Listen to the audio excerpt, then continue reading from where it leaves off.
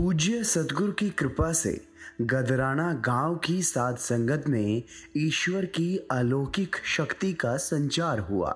माता बहनों को जब यह ज्ञात हुआ कि गदराना गांव का आश्रम गिराया जा चुका है, तो वे 40 माता बहनें पुरुषों की भांति सिर पर पगड़ी बांधकर पूज्य बेपरवाह जी के चरणों में अर्ज करने आईं और अपने आश्रम का पुनः निर्माण करने का आदेश पूज्य बेपरवाह शाह मस्ताना जी से करवा लिया।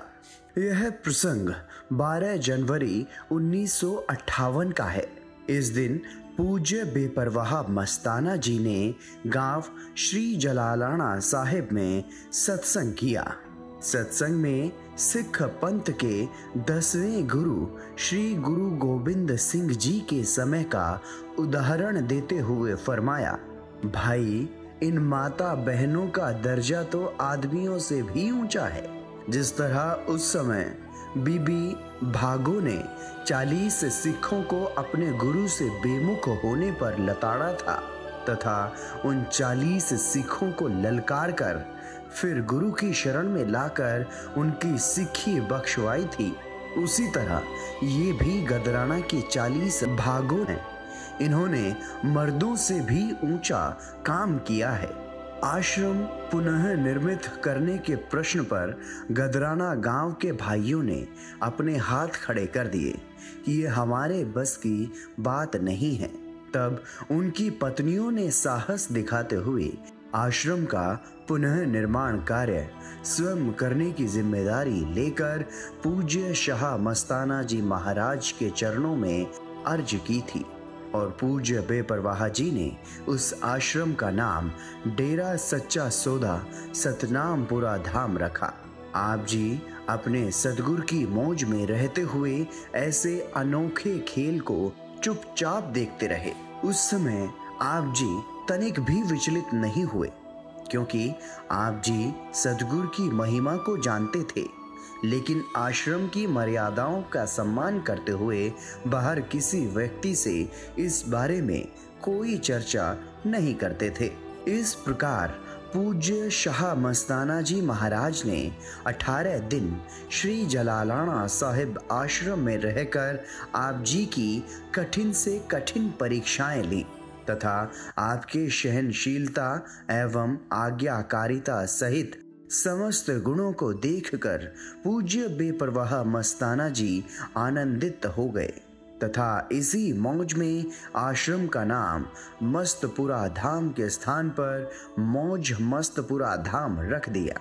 जब आप जी पूज्य मस्ताना जी के आसपास नहीं होते तो साईं जी बात बात में आप जी का जिक्र किया करते। पूज्य बेपरवाह जी ने एक दिन श्री जलालाना साहिब के सरदार मक्खन सिंह को वचन फरमाया, असी सरदार हरबंस सिंह को सदगुरु बनाएंगे। पूज्य बेपरवाह जी ने तब जोर देते हुए फरमाया, बनाएंगे, तुम्हारे सामने बनाएंगे। तुम देखोगे समय आने पर सरदार हरबंस सिंह अपना सब कुछ सतगुरु को सौंप देंगे।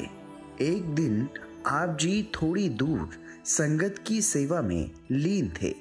पूजनीय बेपरवाह जी ने आप जी की ओर इशारा करते हुए अपने पास बैठा करके कुछ सेवादारों को फरमाया, इतना लंबा सुंदर व सर्वगुण संपन्न नौजवान सारे संसार में ढूंढने से भी नहीं मिलेगा।